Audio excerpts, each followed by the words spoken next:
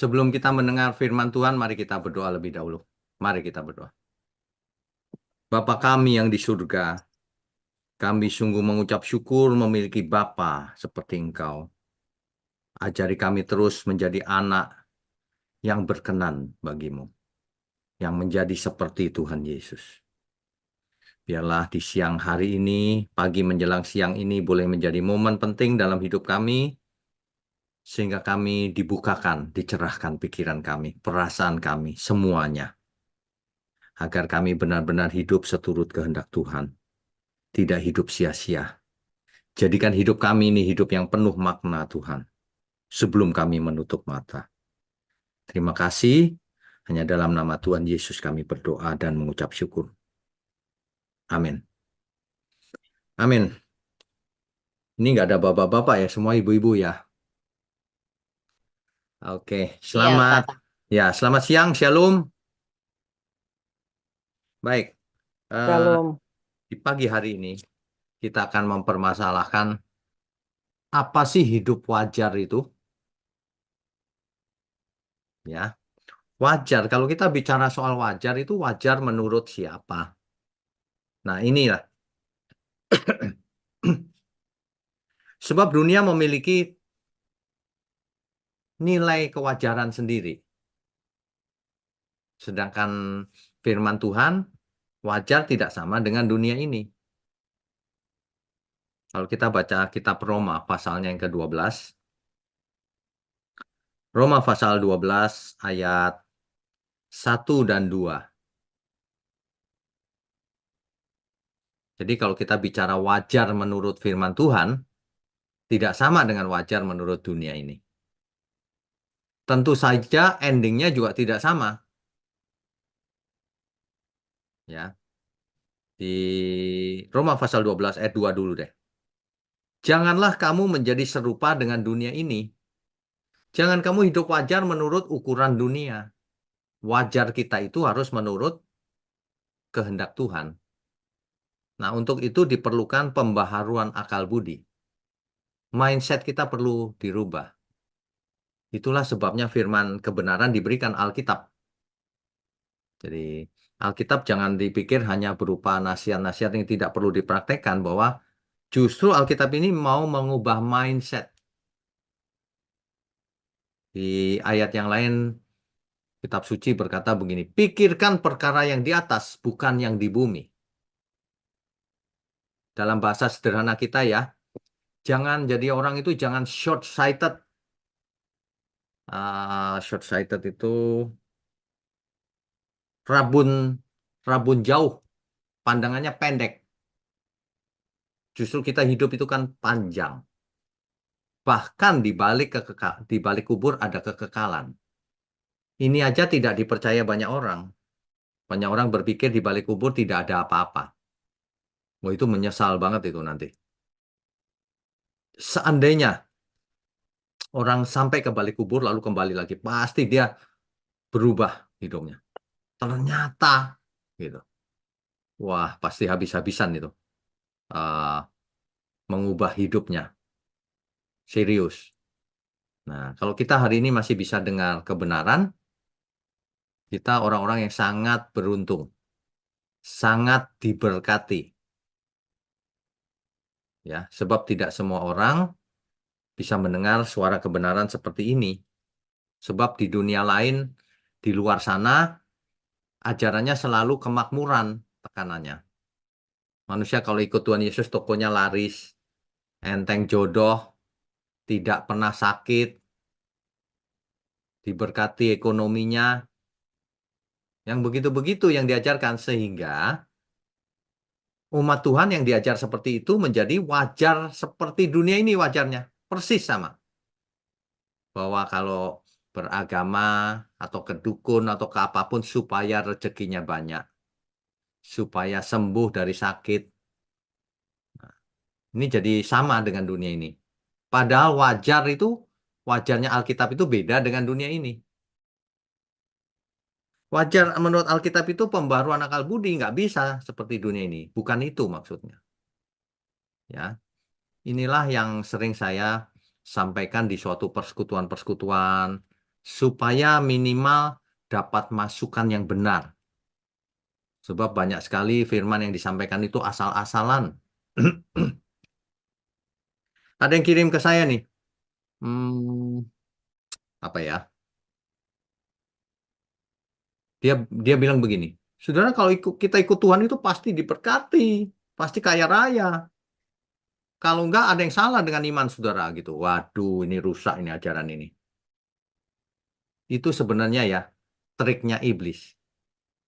Iblis itu mau membelokkan pikiran manusia, meskipun kelihatannya sedikit beloknya. Kalau tujuan itu dibelokkan sedikit, in the long term pasti beloknya banyak. Mengerti maksud saya ya? Jadi kalau kita lurus terus belok sedikit, tapi in the long term bedanya jauh banget nyampenya nanti. Jangka panjangnya jauh bedanya. Makanya kalau kita belajar itu tidak boleh meleset sedikit pun. Karena efeknya jangka panjangnya akan fatal. Kita harus strict. Wajar menurut Tuhan itu yang begini loh. Yang dianggap tidak wajar oleh dunia. Jadi wajarnya dunia itu tidak sama dengan wajarnya Tuhan. Bahkan kalau kita hidup wajar menurut firman Tuhan, dianggap tidak wajar. Teman kita sering ngomong begini, ah fanatik sekali nih. Gitu. Ah nggak usah gitu-gitu amat lah. Sekali-sekali nggak apa-apa lah salah buat dosa nggak apa-apa sekali-sekali. Gitu.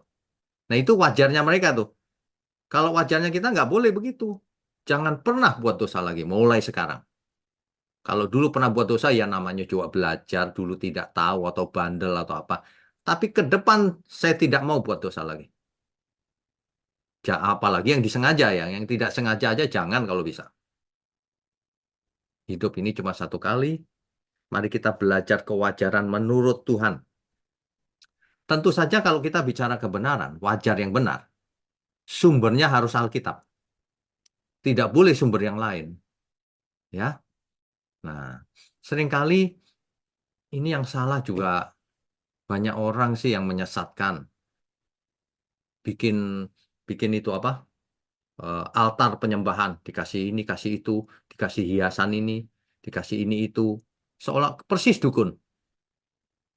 Padahal menyembah Tuhan bukan begitu caranya. Menyembah Tuhan itu seluruh hidup kita, bagaimana kita hidup bisa membuat Tuhan tersenyum kalau lihat hidup kita. Meskipun kita sedang sakit, tapi aku tetap memuji Tuhan. Itu Tuhan tersenyum tuh. Tapi kalau yang kaya memuji Tuhan, kalau lagi sedih nggak memuji Tuhan, no, itu Tuhan, ya kamu ada maunya. Nggak wajar orang seperti itu. Kita harus belajar hidup wajar di hadapan Tuhan, wajar menurut Tuhan. Ya, makanya tidak bisa lari dari Alkitab. Alkitab satu-satunya sumber kebenaran. Jadi kalau ibu-ibu atau bapak-bapak kalau mendengar saudara sekalian itu mendengar sesuatu yang tidak sesuai Alkitab, Alkitab jelas-jelas menulis apa tapi dia cerita lain, tolak. Nggak usah didengar lagi, diblokir saja. Jangan pernah mendengarkan orang yang melawan Alkitab. Ya, jangan pernah. Ya, kalau Alkitab bilang Allah tidak menginginkan seorang pun binasa. Lalu ada orang lain ngomong begini, Allah sudah menentukan yang ini binasa, yang ini selamat sebelum dunia dijadikan. Nah, jangan pernah dengar orang seperti itu lagi. Sebab dia berani melawan Alkitab.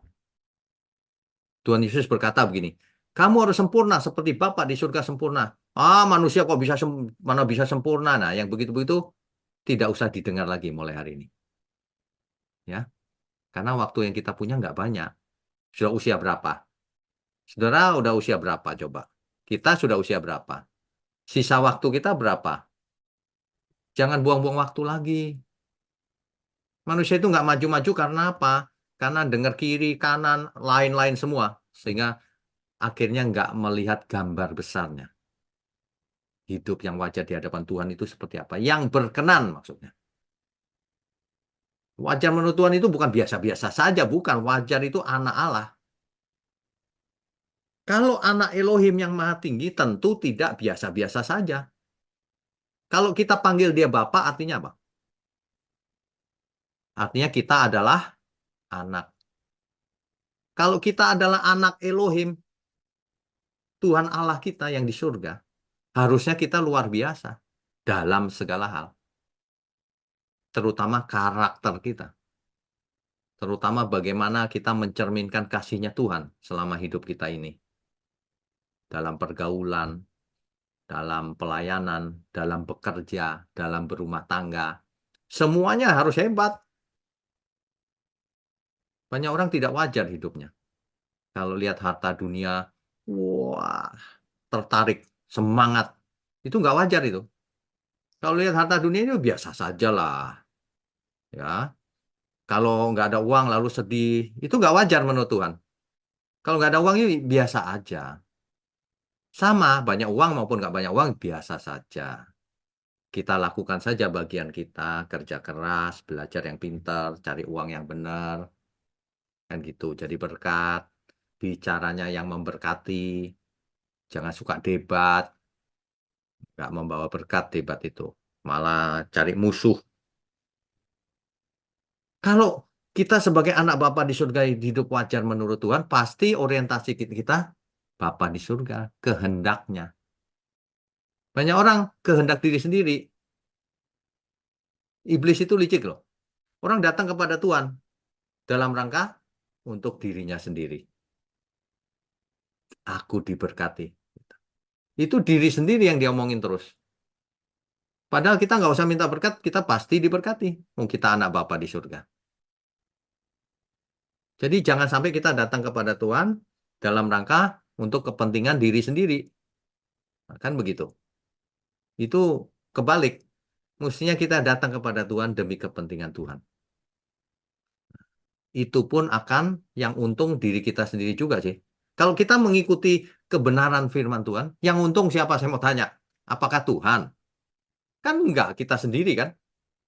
Siapa yang untung? Keluarga kita juga untung lihat jadi berkat. Nggak suka aneh-aneh, wajarnya menurut Tuhan. Biarpun teman-teman kita bilang, ini nggak wajar nih hidupnya, ya biarin aja. Kalau kita bisa nolong orang, orang lain nggak bisa, itu wajar di hadapan Tuhan. Orang lain bingung, ngapain sih kau tolong dia?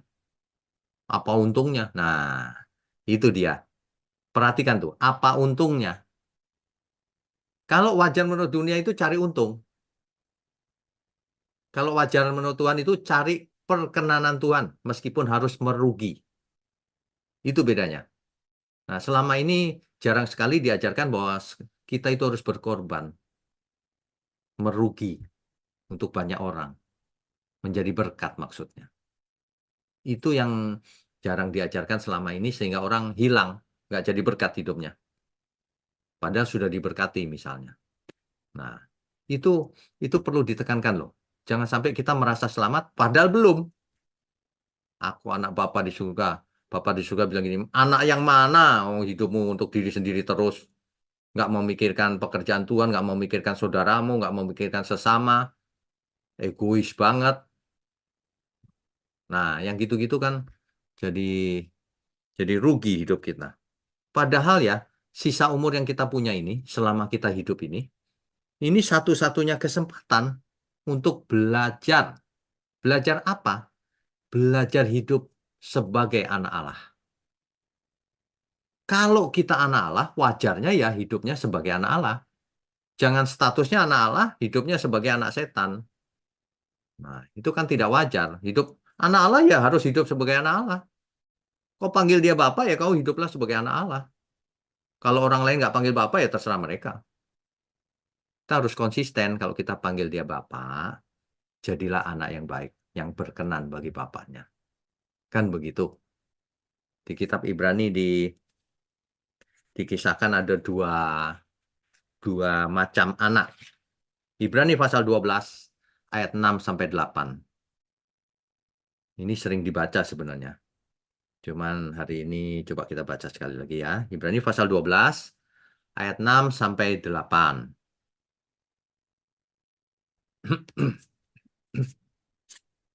Karena Tuhan menghajar orang yang dikasihinya dan ia menyesah itu memukul ya. Ia memukul orang yang diakuinya sebagai anak. Ini menggambarkan bahwa kalau kita anak Allah, anak Bapa, kita dihajar, dipukul, didisiplin maksudnya.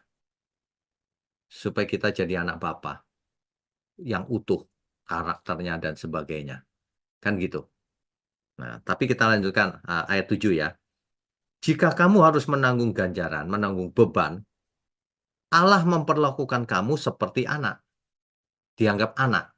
Seorang anak diajar sama orang tuanya, dididik, suruh sekolah, suruh ini, suruh itu, dikasih beban. Ya. Di manakah terdapat anak yang tidak diajar oleh ayahnya? Nggak ada. Seorang ayah yang baik pasti mengajar anaknya. Ayo belajar. Malas dijewer. Ayo. Ada nggak seorang anak yang bilang, jahat sekali bapak ini, jewer aku. Sakit jadinya. Padahal itu untuk kebaikan. Nah, ya. Ayat 8. Tetapi jikalau kamu bebas dari ganjaran, yang harus diderita setiap orang. Perhatikan nih, yang harus diderita setiap orang. Artinya kita semua harus menderita ganjaran itu. Bukan menderita miskin dan lain, bukan. Mendapatkan beban yang dikalimatkan dengan kalimat lain itu memikul salib kita. Setiap kita ada salib, harus pikul salib. Yang harus diderita setiap orang, maka kamu bukanlah anak, tetapi anak-anak gampang. Kalau orang sampai nggak mau tanggung jawab, hidup sendiri aja susah, nggak mau aku mikirin orang lain dan sebagainya, itu bukan anak Bapa di surga. Itu anak gampangan namanya. Mau hidup hanya untuk diri sendiri, senang-senang sendiri. Itu hidup gampangan. Hidup gampangan itu kalau mau diterjemahkan itu anak haram, ya. Dalam teks asli dipakai kata notos itu anak haram, ya. Nah, itu dalam terjemahan bahasa Inggris, aduh, pakai kata yang kasar, saudara. Bastard terjemahnya. Jadi kalau sampai Tuhan bilang anak ini ya bukan anakku, maunya hidup enak tok, datang kepadaku cuma minta uang, nggak mau dididik, tidak memuliakan bapaknya, malah malu-maluin bapaknya, kemana-mana bikin onar, tidak jadi berkat, tapi ngaku anak Allah, kan malu-maluin tuh namanya. Itulah notos, anak gampangan.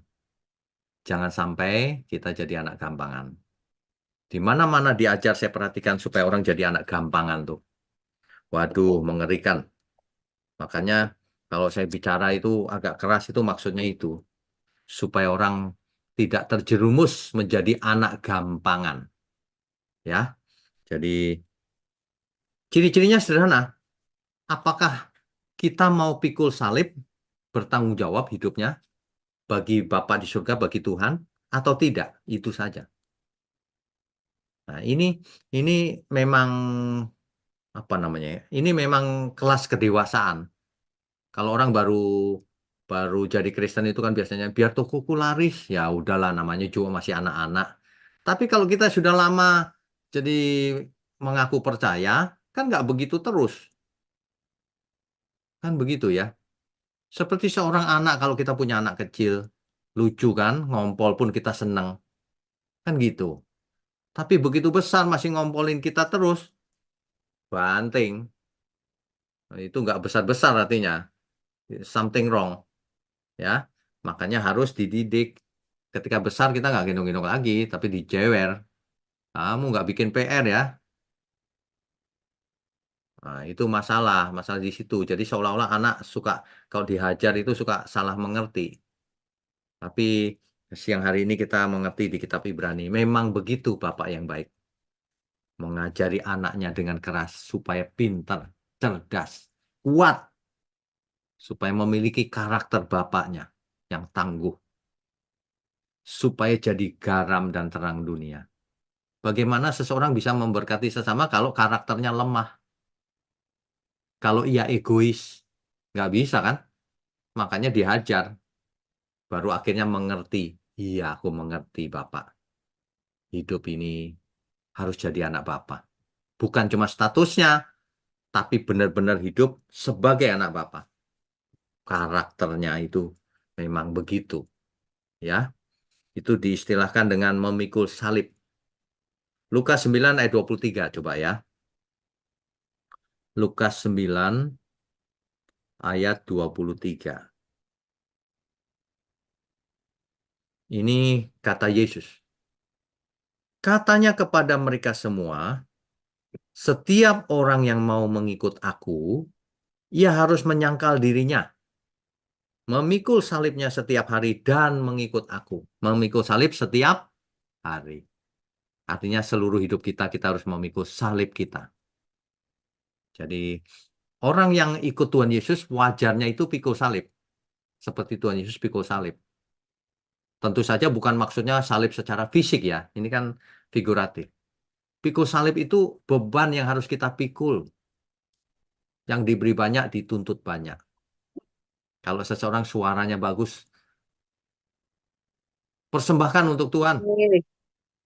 Kalau seseorang yang pintar, persembahkan kepandaianmu untuk Tuhan. Apa yang kau lakukan untuk Tuhan. Dan lain-lain.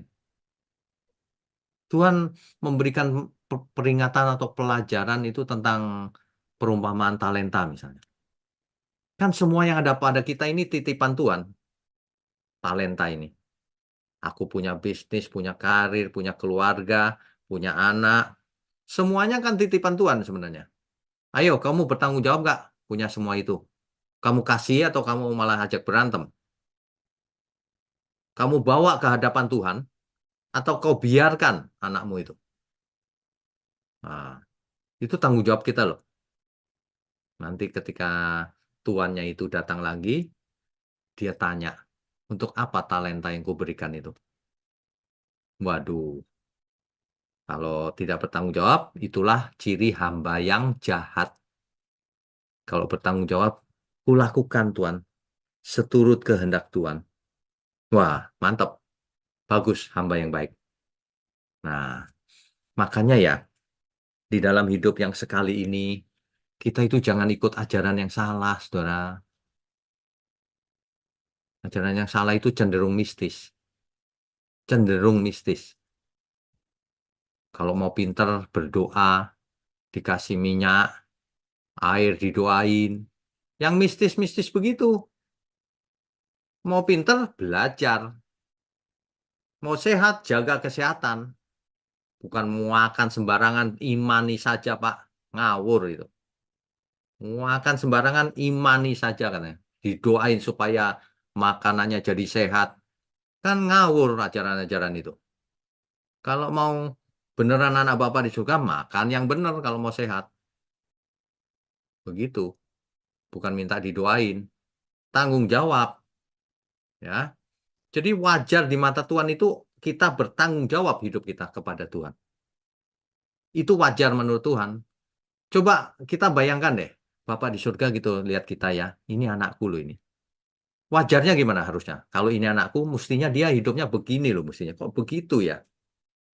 Begininya itu bagaimana? Sesuai kehendaknya dong tentunya. Bertanggung jawab. Ia tahu untuk apa ia hidup. Bagaimana ia hidup. Bagaimana ia hidup sebagai anak Bapa di surga di bumi ini. Mestinya kan begitu ya.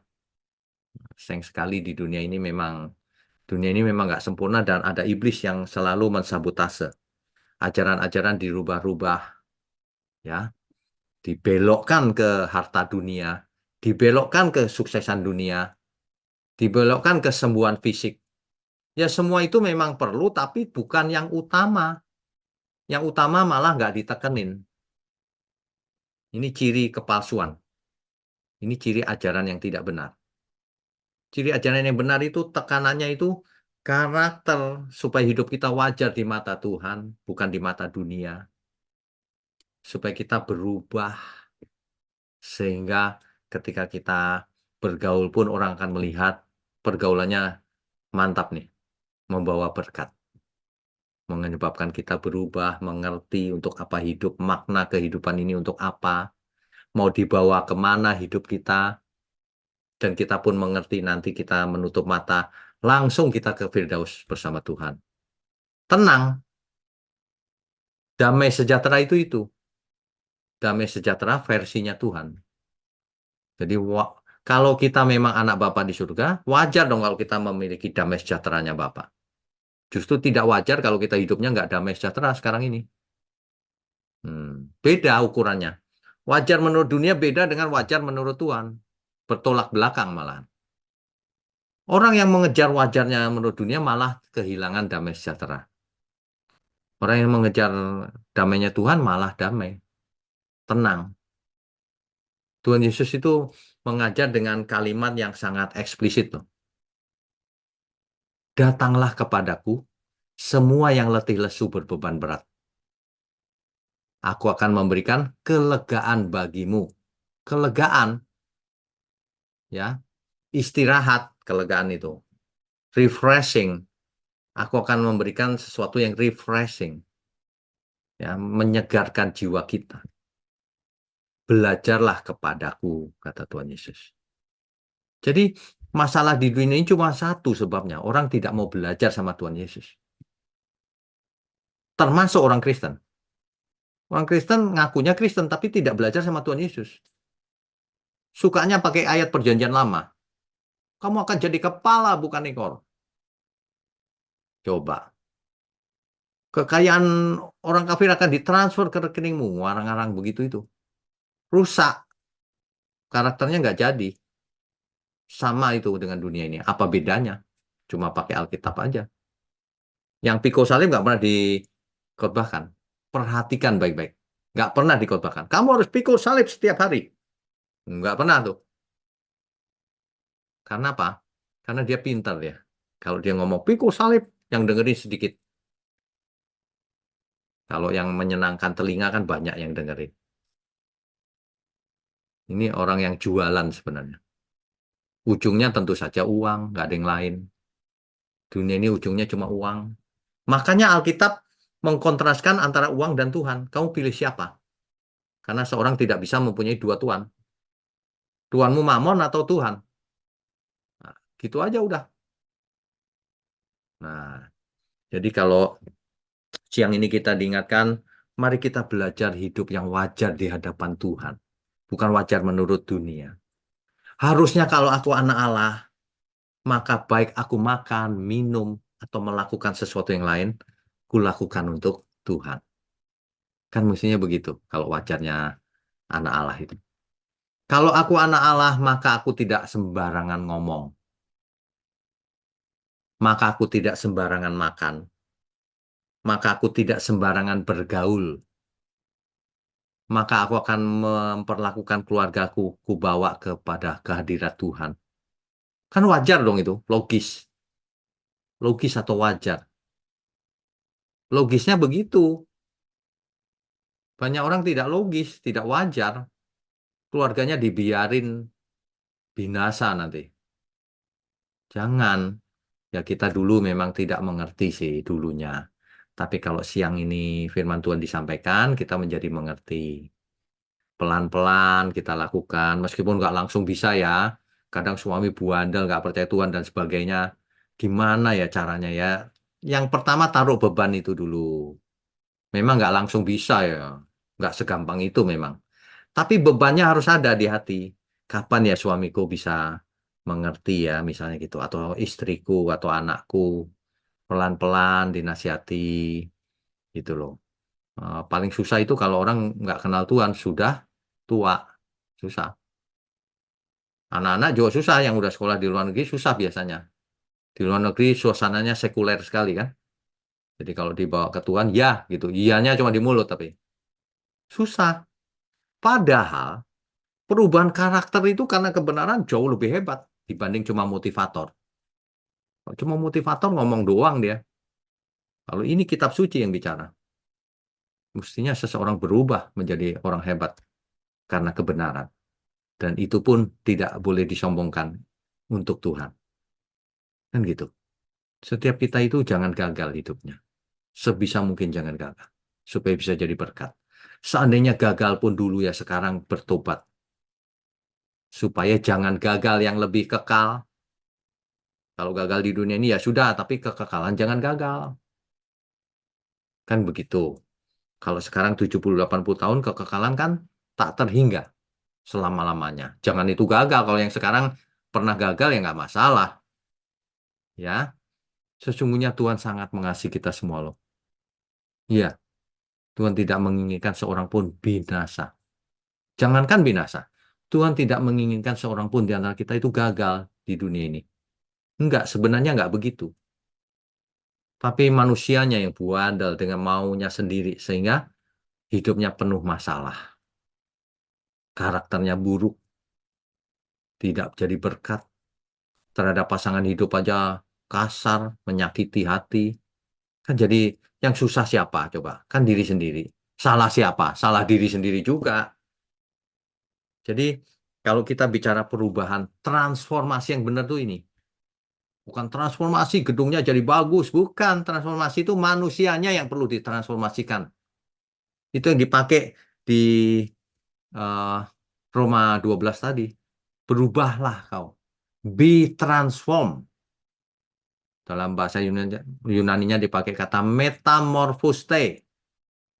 Metamorphoste itu kan kita pernah dengar metamorfosa ya. Suruh berubah kita itu. Berubahlah. Saudara ya, kalau kita bicara bidang manajemen dan kepemimpinan, itu ada juga itu topik besar perubahan, change. Itu sebenarnya intinya itu manusia nggak mau berubah ya mau jadi apa? Mau jadi batu. Manusia itu dari hari ke hari harus berubah. Itu ciri kehidupan. Kalau dalam hal kita ini berubahnya semakin menjadi anak Allah. Semakin serupa dengan Tuhan Yesus. Memiliki attitude-nya Tuhan Yesus. Berubah. Itu. Be transformed. Sulit, Pak. Nah, belum apa-apa bilangnya sulit. Mestinya bilangnya siap. Nah, tapi sulit. Sulitnya belakangan belajar tentunya. Kan Alkitab berkata begini, tidak ada yang mustahil bagi Tuhan. Nah, kalau kita mengaminkan itu, pasti tidak ada yang mustahil beneran. Nah, kalau belum apa-apa, nggak mungkin Tuhan, aku memang begini ya, nggak bisa. Sesuai imanmu akan jadi padamu. Kan gitu kan? Makanya, kalau cuman motivasi biasa percuma. Ini real. Roh Kudus ada dalam diri kita. Apa saja bisa kita lakukan kalau Tuhan berkenan. Tapi lakukan bagian kita. Kita mau hidup benar, mau belajar sungguh-sungguh, baca Alkitab yang ngerti, jangan sembarangan, hidup bertanggung jawab, pikul salib, lakukan bagian kita. Kan begitu harusnya. Karena yang namanya iman kan bukan teori, harus nyata dalam seluruh hidup kita, ya. Jadi saya berharap PD Iktus ini, saya sudah lama ya, bertahun-tahun kita kenal ya. Saya berharap makin lama makin dewasa. Dan kalau setiap kali kita ketemu ada perubahan. Perubahan itu kan nggak langsung besar memang, tapi mulai berubah. Ya, Bapak Ibu Saudara kalau perhatikan hidup kita, berubah nggak? Berubah dong ya, dari tahun ke tahun. Berubah, makin ngerti, meskipun ada yang cepat, ada yang pelan. Tapi harus ada perubahan, jangan jalan di tempat gitu. Wah, kalau yang jalan di tempat itu susah itu nanti. Nah, ini ini nasihat yang bisa kita lihat kita dengar, kita pelajari di siang hari ini. Sebelum itu saya mau ingatkan satu lagi, sebenarnya Tuhan sudah berikan semua yang dibutuhkan manusia supaya jadi anak Allah. Yang pertama kita sudah diampuni bukan dosa kita. Coba kalau kita nggak diampuni, jadi apa kita? Oh kamu dulu begini kan, begitu kan, habis kita. Jadi rempeyek kita, hancur. Ya, kita sudah diampuni. Makanya jangan buat dosa terus, sudah diampuni. Segala sesuatu ada batasnya, ya. Kalau mau sedikit agak tegas itu don't push your luck, ya. Ada batasnya. Ah, masih ada waktu, tiba-tiba serangan jantung mati. Ya, jangan don't push your luck. Segala sesuatu ada waktunya. Kita sudah diampuni. Kita tidak bicara dosa lagi. Kita bicaranya bagaimana kita berkenan kepada Tuhan. Kan begitu harusnya, wajarnya. Yang kedua, kita sudah dimateraikan oleh Roh Kudus. Roh Kudus dimateraikan dalam hidup kita. Coba sebagai tanda bahwa kita ini milik Tuhan. Roh Kuduslah yang memberi segala karunia dalam hidup kita. Karunia roh.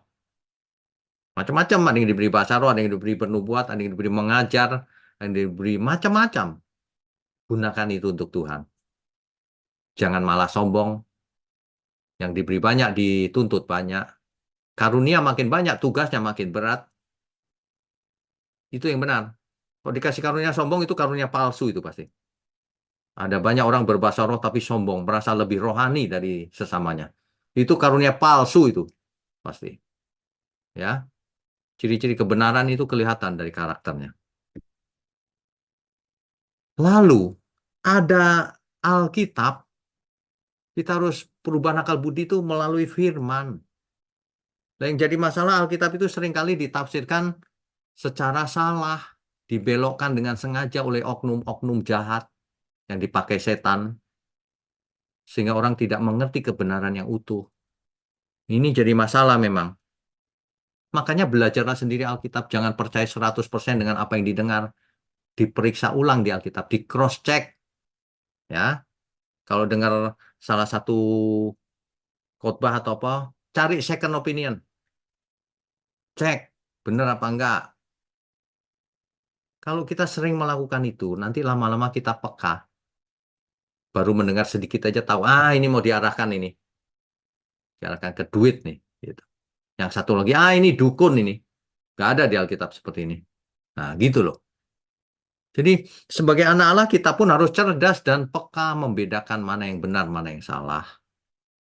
Sehingga tidak mudah ditipu oleh si ular itu. Si iblis maksudnya. Kan begitu ya. Nah, yang terakhir, tugas kita ini bersama Roh Kudus. Kitalah yang harus berusaha habis-habisan untuk belajar hidup sebagai anak Allah bersama Roh Kudus. Penyertaan Tuhan nyata dalam bentuk Roh Kudus dalam hidup kita. Supaya kita belajar menjadi anak Allah. Yaitu yang mengampuni, mengasihi, menjadi berkat, dan seterusnya. Begitu harusnya. Amin ya, saudara sekalian ya. Nah, jadi sebenarnya ya, kalau kita belajar itu memang tidak bisa sekali, dua kali. Makanya jangan cuma kalau persekutuan doa baru dengar firman. Setiap hari dengarkan. Hari ini ada YouTube, ada macam-macam pilihannya. Setiap hari bisa dengar. Kemarin Ibu Linda tunjukin saya lagi dengar di mobil. Padahal jauh di ujung bumi. Jauh dari sini kan. Kan gitu. Gak ada alasan sih sebenarnya. Hari ini kita beruntung loh. Hidup di zaman teknologi sudah menyambungkan seluruh dunia. Jarak sudah tidak bermasalah lagi. Ya, waktu juga tidak masalah. Bisa mendengarkan anytime. Coba bayangkan. Topik apapun ada. Kita sengaja kalau menyampaikan kebenaran itu berbagai topik. Waduh. Saya percaya firman Tuhan itu berkuasa. Punya kuasa, punya power untuk apa ya? Untuk menarik orang-orang yang bisa ditarik. Sebab si setan itu menarik juga loh. Si naga itu ekornya menyeret sepertiga malaikat di surga. Mestinya kita punya power lebih dari itu. Kita harus menyeret orang-orang ke dalam kebenaran. Menemukan ini loh yang benar. Ikut Tuhan. Itu mestinya. Ya, mari kita belajar seumur hidup kita untuk hidup. Bagaimana sih wajar menurut Tuhan itu? Kalau menurut dunia kita udah tahu, nggak usah diajarin lah. Menurut dunia hidup yang wajar itu kalau punya uang banyak happy, ya, senang-senang sendiri, nggak peduli sama orang, nggak takut Tuhan. Itu wajarnya dunia itu. Kita belajar wajarnya Tuhan, versinya Tuhan. Itulah kalau kita mau sebut dia Bapa. Itulah ciri utama kalau kita menjadi anak-anak Allah. Wajar menurut Bapa di surga. Jangan wajar menurut diri sendiri atau dunia ini. Ya. Amin, saudara semua. Amin ya. Amin. Saudara sekalian, mari kita tundukkan kepala, mari kita berdoa. Bapa kami yang di surga, sekali lagi kami mengucap syukur dalam seluruh hidup kami. Kalau kami boleh panggil Bapa, artinya kami sebagai anak Bapa di surga. Ajari kami terus agar kami menjadi anak yang berkenan bagi Bapa. Terima kasih untuk persekutuan doa Iktus. Biarlah Tuhan berkati persekutuan doa ini, Tuhan pakai sebagai alat di tangan Tuhan untuk mengabarkan kebenaran. Terima kasih secara khusus hamba ingin berdoa di siang hari ini untuk Ibu Yuli.